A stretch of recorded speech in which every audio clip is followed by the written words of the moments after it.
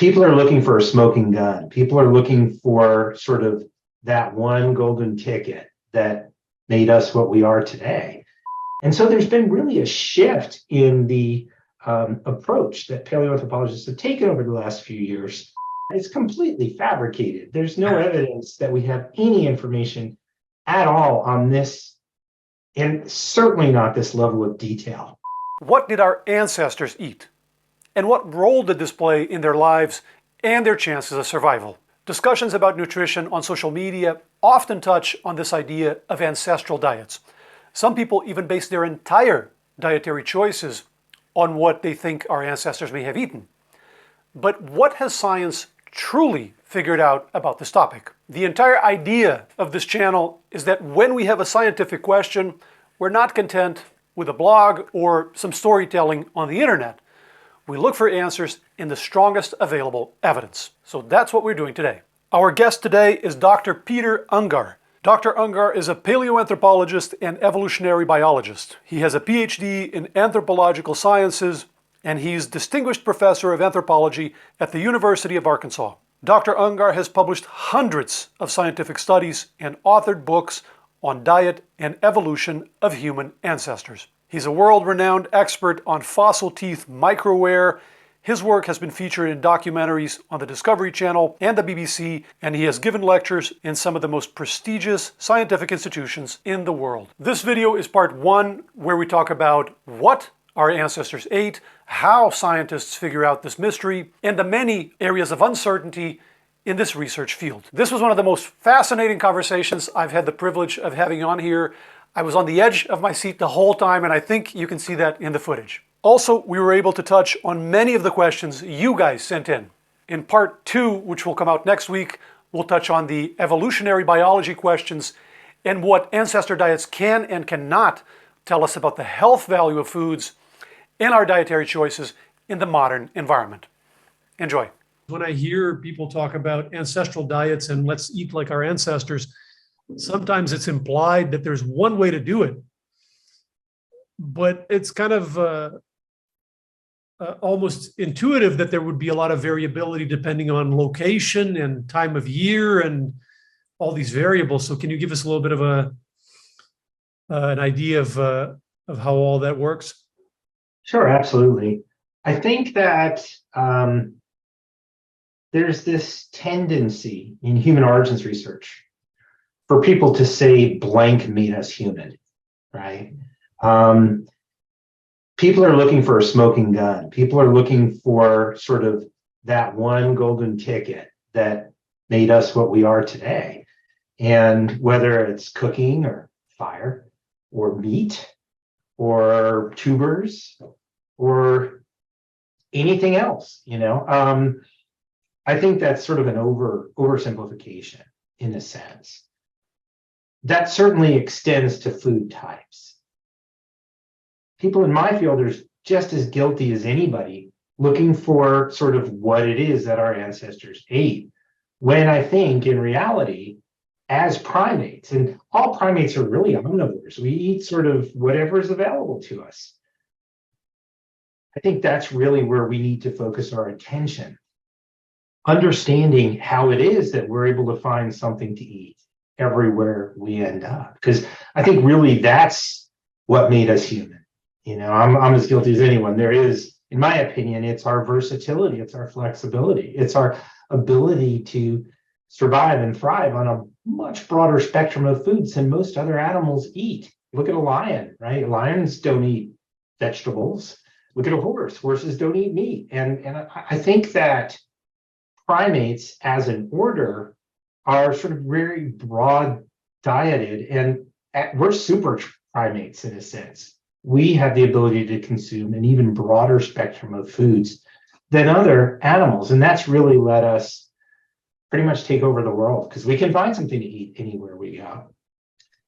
There's a concept that I like to use called the biospheric buffet concept. And I kind of envision the biosphere, which is that part of our planet that harbors life, as a giant buffet table, right? If you look outside your door, you see all kinds of items in nature. And different animals select different items on that big natural buffet table. And as the environment changes and foods available change, the items on the table change. We are really unusual in that when we go up to the buffet table, we like to take a little bit of everything. And we can usually find something to eat, whether it's a Chinese buffet or an Indian buffet, right? And I think that's kind of one of the things that makes us unique, rather than looking for, meat as an answer for what our ancestors ate, for example. Yeah. So from my very limited experience looking at the evidence of paleoanthropology, at the literature, I've certainly seen evidence of meat consumption. I've seen evidence of plant consumption. Now we can talk about different eras and different species. Obviously, we're talking about a massive time span, so it's very oversimplified to talk about a certain food and not kind of specify what species we're talking about, what time of evolution. And then other things that might be more surprising to people, evidence of grains going back, at least I've seen 100,000 years ago, ballpark, but correct me if I'm wrong on that. Probably more. Okay. So that I think is surprising to a lot of people for different reasons. The ideas that are floating around oftentimes tell us that the grains are more of a recent, even an agricultural thing, like 10,000 years ago or something like that. And then starchy vegetables, close to 200,000 years ago. I've seen some evidence on that. Recently, I saw a study looking at pulses, so legume consumption, going back, I think, 50 or 70,000 years ago. So just a lot of variety, as you were saying. Can you comment on, if any of that is incorrect, feel free to set me straight, but does that diversity, is that restricted to specific eras and specific times of our evolution, or is it pretty much scattered? How does that add up? Well, I think there's a couple of issues here. First, the fossil and archaeological records themselves are scattered. Yep. And so it's not so easy to put together testable hypotheses in terms of sort of when, who ate what. Also, you correctly pointed out that the human lineage is not one species and not one time period. The caveman diet, what's a caveman, right? I mean, what time period are you talking about? Clearly, the behaviors of our ancestors changed over time from one species to the next, and even within a species. Add to this the complication that there were different foods available in different places, even at the same time, right? There are different items laid out on that buffet table for our early hominin ancestors living in the open savanna compared to those living in the gallery forest that lines the rivers that are adjacent to that savanna, compared to those hominins that were living on a lakeshore. And so there were different foods available in different places, even at the same time. So it's actually much more complicated than simply that. We've just got little snippets, little sort of frozen moments in time to give us clues. But it's very clear that when we look at those clues, there's no sort of overriding signal or pattern for any one food type, right? As you correctly pointed out, there's evidence of barley consumption, for example, in Neanderthals. Many of your listeners, I'm sure, have tartar on their teeth, and foods can get trapped underneath that tartar, the remains of foods. And they have actually found, my colleagues have actually found evidence of tartar from barley on Neanderthal teeth. So, I mean, there's cereal grains consumption certainly goes back quite a ways. I would speculate at least to the common ancestor of Neanderthals and modern humans, Homo heidelbergensis, since both Neanderthals and humans consumed them. And presumably the other species that came along the line leading from Homo heidelbergensis, like the Denisovans, presumably also consumed these sorts of foods. They ate what they could get.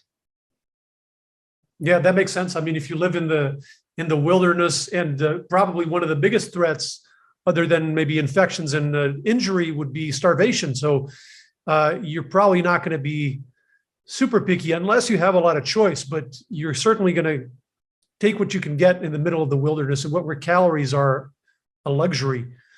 So you touched on this fascinating paper that came out last year in 2021 that looked at the tartar and some of the microbes in the teeth of Neanderthals. Mhm. We actually featured that in a video last year. So if you could give more of an idea of the different techniques used by paleoanthropologists to figure out this mystery of what our ancestors ate, because I think this is unknown to a lot of people, the different techniques that you guys use to figure out this mystery. Yeah, I mean, I can tell you that I've read some of these Paleolithic diet books. I'm not going to mention any of them specifically, and I purposely use the word Paleolithic diet because I don't want to sort of call anybody out specifically, as I said. But I mean, I've actually seen estimates of sort of grams of long chain polyunsaturated fatty acid consumption and all of these and you know, amount of dietary fiber consumed by our ancestors, and on and on and on. And it's completely fabricated. There's no evidence that we have any information at all on this, and certainly not this level of detail. Okay, we just don't have that kind of detail. So that leads to the question, what do we know? Right? And what are our different lines of evidence? There are several different ways that we can go about reconstructing diets in human evolution. Probably the easiest way to do it is just to look at our nearest living relatives and see what they eat and see what we eat in common with them. And then we can use that to sort of go back to the common ancestor and say, well, if we eat it and they eat it, our ancestors presumably have the same similar enough guts and teeth, they probably ate that as well. So we can look at living chimpanzees and other primates. We can look at traditional foraging peoples and use those sort of as a baseline for some of the things our ancestors could have consumed.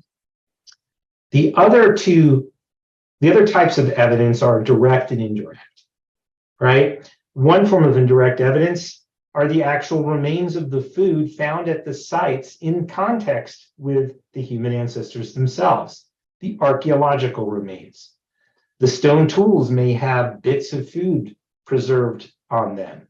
We have bones that have cut marks that indicate butchery or flesh removal. And we can infer that in those cases, those animals were eaten by our ancestors. People have put together actual menus of foods of animals that have cut marks on them. I really focus more on the fossils themselves. That's the third sort of line of evidence. And there are really two types of fossil evidence. There are what I call adaptive lines of evidence, and there are what I call food prints. Adaptive lines of evidence are evidence of what our ancestors were capable of eating and what they evolved to eat. So in other words, they're things that are passed from parent to offspring. They're genetic lines of evidence. So for example, the sizes of the teeth, the shapes of the teeth, the thickness of the tooth enamel, these all tell us something about what our ancestors were adapted to eat. If you've got big flat teeth with very thick enamel, well, you'd be pretty good at crushing foods or milling foods. If you've got very thin enamel on your teeth and very sharp crests on those teeth, you're probably pretty good at shearing and slicing through tough foods like leaves or wild celery. And we can look to living primates with the differences in their teeth and actually relate the shapes and sizes of the teeth, the structure of the teeth, to whatever diet it is that those animals consume, and make certain inferences based on our understanding of how fracture mechanics works, how foods can fracture different items, and biomechanics, how teeth can come together. We can make certain assumptions about what those animals were capable of eating and what natural selection was doing to make their own ancestors have teeth to be passed on to the kids for that purpose. That's sort of the traditional method. It's pretty easy to measure. You can look at how long the teeth are. You can look at how crusty the teeth are. You can look at how thick the enamel in the teeth is. So that's sort of the first main line of evidence. The other line of evidence, the one that my colleagues and I have been focusing a lot more on over the past few years, is the food prints line, right? It's one thing to be able to say, okay, well, this species was capable of consuming certain kinds of foods, but that doesn't tell you what it shows on a daily basis. What it actually really ate, what an individual in the past really ate, that's a completely different question. What your ancestors evolved to eat versus what you eat.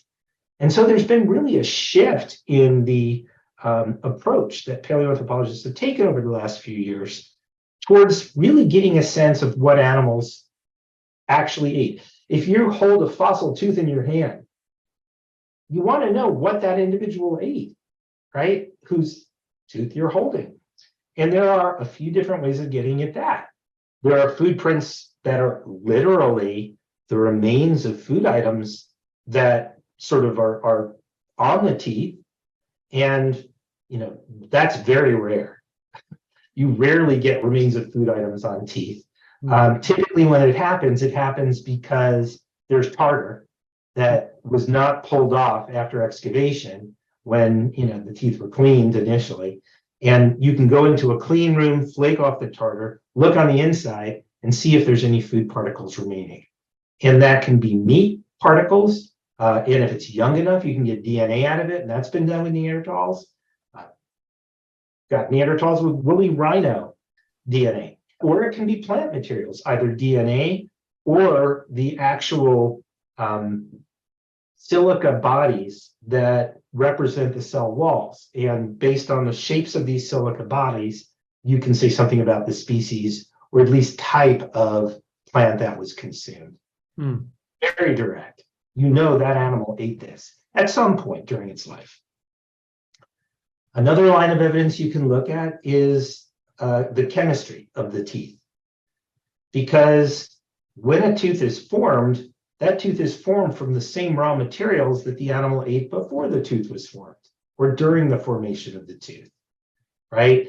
So let's say as a small child, you eat a lot of tree products and bush products. And then somebody else as a small child eats a lot of grass and sedge products and cereal grains or grasses. So grasses and sedges from the tropics and trees and bushes have very different chemical signatures.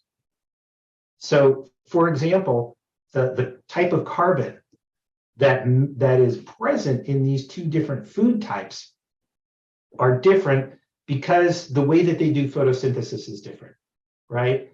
And so you'll have more heavy carbon, for example, in the case of tropical grasses and sedges. You'll have more light carbon in the case of tree and bush products because of the way they do photosynthesis. And the animals that consume these tree and bush products or grass and sedge products, when they make their teeth from those raw materials, that'll show up and it'll have a distinctive chemical signature. In this case, that is the carbon isotope ratio. Interestingly, animals that prefer to eat grass-eating animals, carnivores that eat grass-eating animals, will have the isotope signatures of those animals that they eat, which in turn reflects the isotope signatures of the plants that those animals eat. So it gets passed down the food chain, these signatures. You can look at carbon, you can look at nitrogen, which tells you something about trophic level, whether you're more likely to be a carnivore or an herbivore, tell you more about whether you're consuming more marine resources or terrestrial resources. You can look at oxygen, which can tell you something about how much water saturation the food item that you're consuming had originally. So there's lots of different ways of doing that. And then the final sort of method, the one that I'm probably known for, is microscopic tooth wear or microwear, right? And that's why I call them food prints. they're kind of like footprints in the sand. They're traces of actual activity. We can reconstruct something about what an animal ate on the basis of the patterns of scratches and pits on those teeth, microscopic scratches and pits. If you have a lot of pits, presumably you're crushing your teeth together, forming those pits, which is something that you would see if you're consuming hard nuts or seeds or bone. On the other hand, if you're consuming tougher foods like leaves or wild celery, your teeth are going to slide past one another like a set of shears or a pair of scissors. And that's how the breaking occurs of the food item. And when those opposing surfaces slide past one another, that creates scratches that are long and parallel to one another. So basically, the microwear doesn't reflect the food itself, but the way the teeth move past one another, which is a reflection of the properties of the foods that are eaten. Any one of these methods in and of itself won't give you a lot of detail, but when you start to put them together, when you put isotopes together with microwear, when you look at the shapes of the teeth and the sizes of the teeth, when you look at what was available in the environment at the time, you can put together not just what was on the buffet table, or what kinds of utensils that animal was using, which is the shapes of the teeth, but actually what it selected, which you would see in things like the microwear, the isotopes, and the food remains. That's kind of how far we can get. Will this tell you how many grams of protein Homo erectus ate? No, because that's a nonsensical question. It has no meaning. Every Homo erectus had different food preferences and different food availabilities, and that depended upon when and where they lived. A technical question popped in my mind when you were explaining the carbon, because since it gets passed on to the animal that eats it, does that create a difficulty distinguishing between an animal that ate the plant or an animal that ate an animal that ate the plant? You can't tell. So what you really need is you really need to use multiple proxies to tell. So if, for example, an animal has flat teeth with long parallel ridges for grinding tough vegetation, you know it was an herbivore. If that animal has sharp, cresty teeth for shearing and slicing through tough animal tissues, you know it was a carnivore. Then you lay on top of that the isotope signature, and you can figure out whether that carnivore was specializing on open savanna herbivores or closed forest prey. For example, whether it was eating more like a leopard or a lion. And likewise, you could tell whether an antelope was focusing on products in the forest or focusing on products in the open savanna, or our ancestors for that matter. And actually understanding what other animals ate has a great deal of value for human evolution too, because it can put our ancestors in the right context. We can know when we left the forests and entered the savannas just by looking at the animals found alongside our ancestors and seeing what was on their buffet tables. Because if there's no grass where you live, then you're not going to find a signature of it in the microwear. So you can we actually reconstruct the diets of animals that live alongside our ancestors to say something about the environments in which our ancestors lived and what was available to them. You said something about nitrogen being a proxy of meat versus plant intake. I think they do that with Neanderthals. If we use the nitrogen combined with the carbon, does that allow for a distinction between eating the plant directly versus eating more the animals that ate the plants, or is not that simple? It's not that simple. I mean, it could help. I will say that you typically don't get nitrogen out of teeth. You don't find them in early hominins. You've got to destroy some bone to do that. And so that's been an effective tool for study of Neanderthals, the younger human fossil record, and early modern humans. Not so much with the earlier hominins. So when we put all of this together, the teeth, the microwear, the isotopes, first of all, do these techniques generally align, or is there a lot of contradiction? One question. And then in terms of kind of the emerging message. Is it just a lot of diversity and a lot of heterogeneity, or are there patterns that we can distinguish, for example, between our farther ancestors like Australopithecus and then our more recent ancestors? Is there a trend of different foods? Those are both really excellent questions. To address the first part of your question first, which is whether the different methods tend to leave corresponding results, the answer is it depends. For example, probably what I'm known for is the discovery initially that the most specialized hominids, a group called Paranthropus boisei, the so-called nutcrackers, were not nutcrackers. If you look at their jaws, they are massive, right? These have the biggest jaws. They've got these massive muscle attachment scars indicating that they would have literally had filet mignons on the sides of their heads, and they would have been able to generate massive propulsive forces, or at least repetitively, chew literally all day. I mean, these were extremely powerful chewers, very well buttressed, very strong upper and lower jaw. The teeth are massive. The enamel is incredibly thick on the teeth, and they're as flat as your mouse pad. The thing screams nutcracker, and that was the moniker that was used for years and years and years and years. And so when I first put Paranthropus boisei teeth under my white light confocal microscope, I expected to see these things riddled with pits, but they weren't, right? This was my oh my gosh, I tooth after tooth after tooth, I kept expecting to see pits because that's what it should have been. I mean, crushing hard foods, none of them had pits. This would be scratches. And I couldn't figure out what was going on, but I knew they were not hard object specialists based on that. And of course, initially, nobody believed me, right? We did publish this in the Public Library of Science, but people just sort of sneered, generally speaking.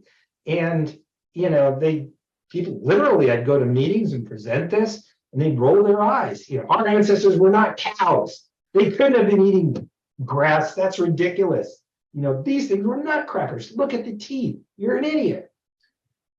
But then the people who study isotopes started to find that the isotope signatures for this species were different from all the other hominids. The isotope signatures indicate tropical grass and sedge. They were not eating tree or bush products, which is what you'd get a signature of if you were crushing nuts. So there was so in this case, then people started to believe it because it's just you can't get these two lines of evidence completely independent of one another telling exactly the same story, because there's another species I didn't mention of Paranthropus robustus, that has some teeth with scratches and some teeth with pits, which to me would suggest a broad spectrum diet, at least occasionally eating hard foods and a variety of things. And in fact, when you look at their isotopes, they have a really good mix of C3 and C4 foods, tree and bush, grass and sedge. But boisei, this other species with this wispy scratches, all grass and sedge. So here, the microwear and the isotopes completely lined up. And the food prints were telling the same story, which was very different than what the adaptive evidence was telling. Their teeth may have been capable of crushing hard foods, but they didn't on a daily basis. So that was one of the very cool examples when some of the lines of evidence can line up and others don't. And it was a real surprise to get this result. And I think, if you'll go to museums around the world that have displays, they've changed them now to argue that Paranthropus was either a grass eater or a broad spectrum feeder rather than a nut eater. That's gone. Now, to answer the second part of your question, which was, do we see any patterns over time? The answer is yes and no. When you look at something like Paranthropus, you find some individuals became hyper-specialized on grasses, and others had a broad spectrum diet, like this robustus species that I briefly mentioned. But when you look at Homo, our own ancestors, you do see a bit of a pattern. When you start with early Australopithecus, they, at least the microwear signature, is very narrow, suggesting that they eat mostly softer foods, perhaps tougher foods, which is kind of what you'd expect if they were eating mostly forest fruits, like any sort of self-respecting large-bodied ape would eat. But over time, the microwear signature gets more and more varied, right? As you get into Homo habilis, which is the first earliest member of our own biological genus, it has a broader range of microwear complexity values than Australopithecus that came before it. And when you get into Homo erectus and later Homo, it's an even broader range. Now, this in itself is not necessarily a smoking gun, but it's certainly consistent with other people who speculated that sort of one of the keys to becoming human is being able to take a more and more versatile diet in a more and more unpredictable world, which is what was happening at the time. Through the Pleistocene, the sort of, basically what happens is over time, you get this oscillation of warm and wet and cool and dry, and warm and wet and cool and dry. And there's a general trend towards cooler and drier, which is why the savanna spread throughout Africa. But it oscillates, it goes back and forth. But the degree of the oscillation has been increasing over time, over the past 7 million years, which is roughly the time frame of human evolution in Africa. And the evidence from the microwear is certainly consistent with an increasingly broad spectrum of foods. You know, my idea would be as the buffet table kept turning over more and more quickly, and there were more and more options available, our ancestors were able to take advantage of whatever was there. And you can see that in the microwear. So yes, for Homo, there is a pattern. For the others, for our near cousins who didn't make it, there doesn't seem to be one. And for Homo, it sounds like the pattern is the absence of a pattern, or it's this variety as opposed to the homogeneity of the farther ancestors that seem to eat more of the same types of foods over and over. Is that correct? To the best of our knowledge. And I would say also that Homo habilis, you know, the ancestors I'm talking about are things like Australopithecus afarensis, which lived between about 3 and 4 million years ago. Homo lived about 2.5. Homo habilis lived, and these are really rough dates, about 2.5 to 1.5 million years ago. And then Homo erectus lived from maybe 1.9 million years ago. The end date is unclear, but certainly to just a few 100,000 years ago, in some places it held on. And then, so basically you start with a fairly narrow diet, at least as far as microwear can tell us. It gets a bit broader with Homo habilis and even broader with Homo erectus. When you say broader, is that do you see that variability in each individual, or does it vary a lot from individual to individual, or is it from region to region? What scale are you seeing the variability? That variability is individual to individual, but note that these food prints only reflect a small period of time. So, I mean, if microwear can give you a week's worth of diet, and you've got 25 or 30 Australopithecus individuals, and you make the assumption, which may or may not be true, that that basically this is sort of capturing a random moment in time. If you get 25 teeth of one species and it shows a much broader pattern than 25 teeth of another species, which shows a really narrow pattern, then we make the assumption that the species with the broader pattern had the broader base diet. Any one individual might vary its own diet over time, but you're only capturing what it eats at a specific period of time. Right. So it's hard to tell, because the scale is so wide, the temporal scale is so wide. Even when you find a number of individuals kind of close together, they could be years apart in terms of death, right? Or Absolutely. okay, Generations apart. right. So yeah, so that very variability could be different tastes from one guy to his cousin, or it could be the environment changed from one generation to the next. It could be any of these things, right? Yep, Yeah. could Okay. be. Yeah. There's a couple other things that I've seen in the literature, but I don't know how reliable they are. So I've seen evidence on coprolites. Does that generally align with what we've been talking about, or are there inconsistencies there? Well, coprolites are tough. We don't have very many coprolites, and we've got some presumed putative Neanderthal coprolites, maybe Denisovan coprolites, but the reality is it's really hard to know who a coprolite came from. And we tend not to find them because they tend not to preserve. When we do, they're really rare and they can provide valuable information as well. There's another technique. People have actually started extracting DNA from soils. And they've been able to identify human ancestors from that DNA, suggesting that their metabolic waste was preserved in the same deposits as they were. As far as diet goes, I don't think that's really been applied broadly for reconstructing diet. The diversity of foods is clear.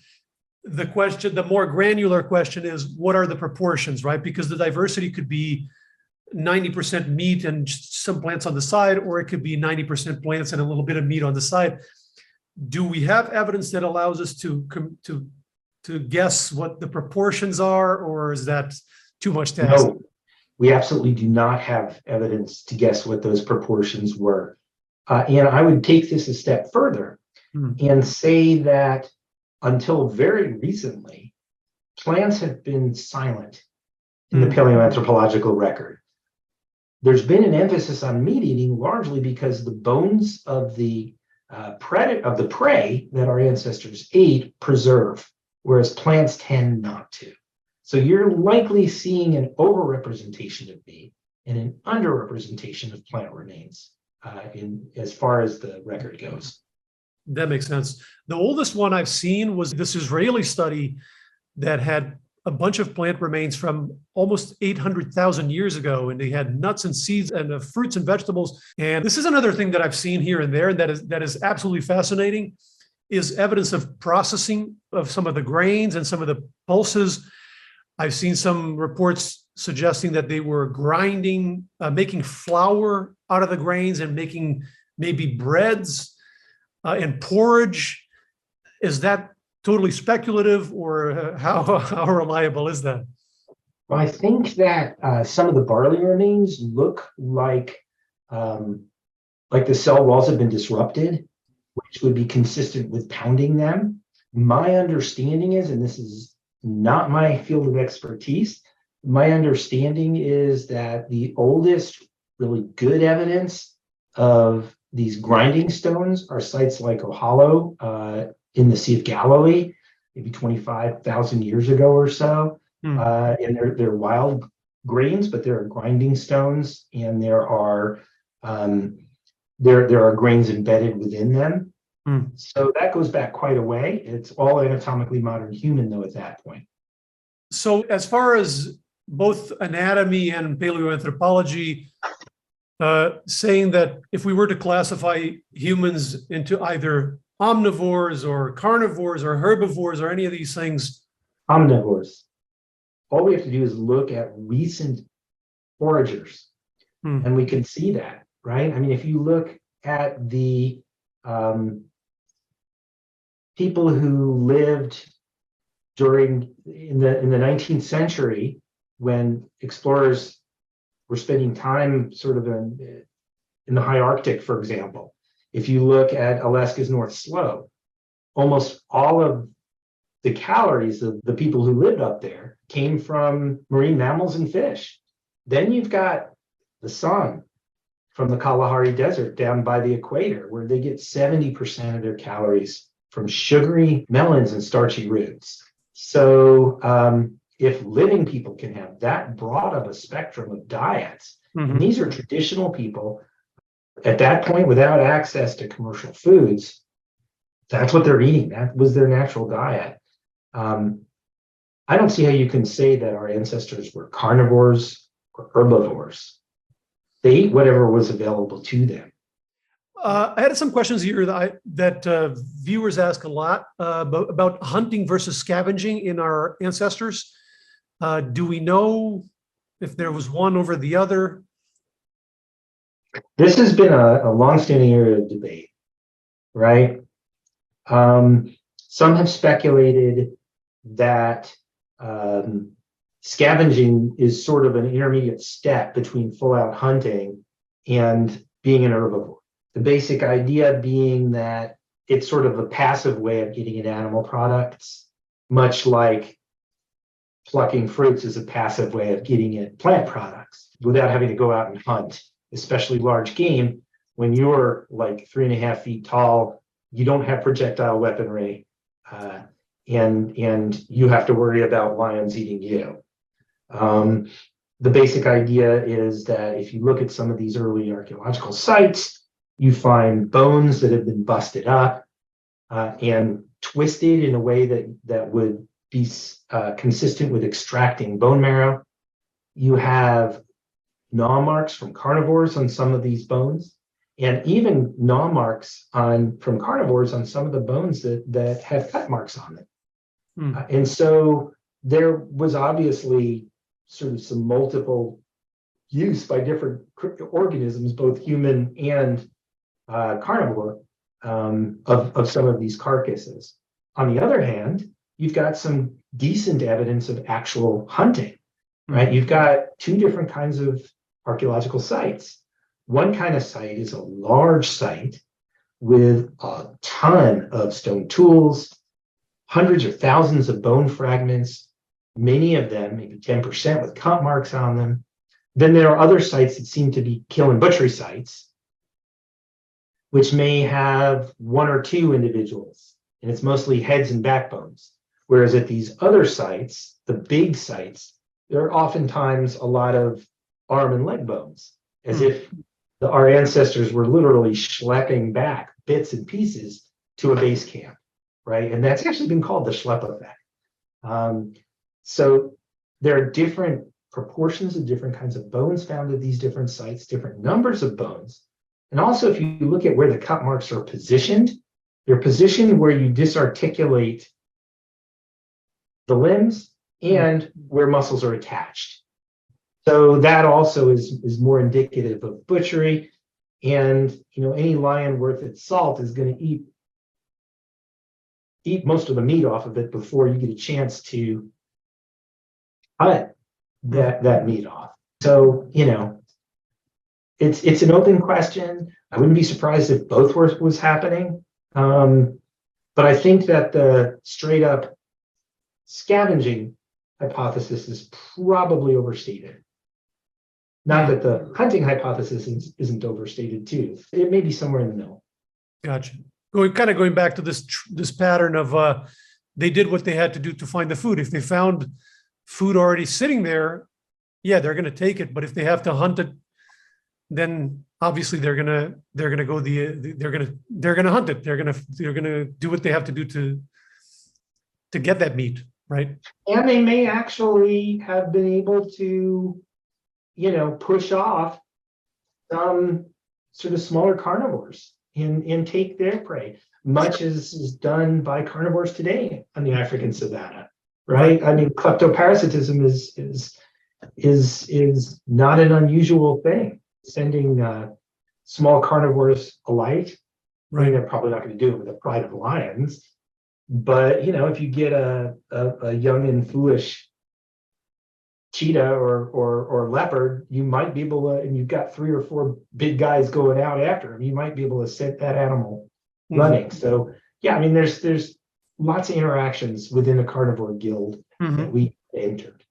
Some viewers did ask me to bring this up. The insects, were they part of the diet? Do we know? I'm sure they were. Right? I mean, all living apes, I'm not so sure about gorillas, but certainly chimpanzees and orangutans eat an awful lot of insects. A lot of people eat a lot of insects. I'd be surprised if they didn't. And in fact, there have been books written on insect eating and human evolution. We have evidence of bone tools that have sort of telltale scars on them from some of the sites in South Africa that look exactly like, and people have done experiments to show this, what you would expect if they were poking into termite mounds to consume insects. Was this sort of the main part of the diet?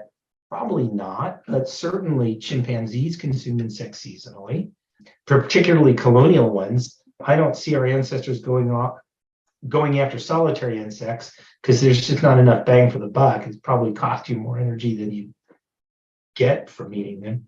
But certainly colonial insects would likely have been part of the diet. Just as in many places, chocolate-covered crickets are pretty good, right? Mopati worms are a delicacy in South Africa. They're delicious when you fry them up with butter and garlic. So yeah, I mean, why not? Whatever you can get. Lots of stuff on the buffet table. Okay, quick recap of all that. 1, the fossil record points to a prehistoric diet with a variety of food types, from large animals to smaller prey and even insects, all the way to many plant types, including grains and legumes. This doesn't necessarily mean that every single individual was eating all of these foods, only that these foods were probably being eaten by at least some of our ancestors. And that's another big takeaway. We don't have the granularity to make absolute claims with precision. We don't know exact proportions or nutrient breakdowns. There are many areas of uncertainty and many gaps. Also bear in mind, everything we covered today is about what our ancestors may have eaten and about what humans can survive on, not necessarily about what's the healthiest diet. The fossil record generally points to omnivory. We ate what we could get to survive in a rapidly changing environment and pass on our genes. The fact that we ate starchy vegetables almost 200,000 years ago doesn't tell us if we should eat them in 2023 to avoid disease and live a long life. We'll cover those questions, the inferences about health effect, next week in part 2. I hope you found this as thought-provoking as I did, and if this is an area viewers are interested in, we can feature more conversations with experts in this field. So let me know your thoughts below. Thanks for watching. I'll catch you next week. Bye.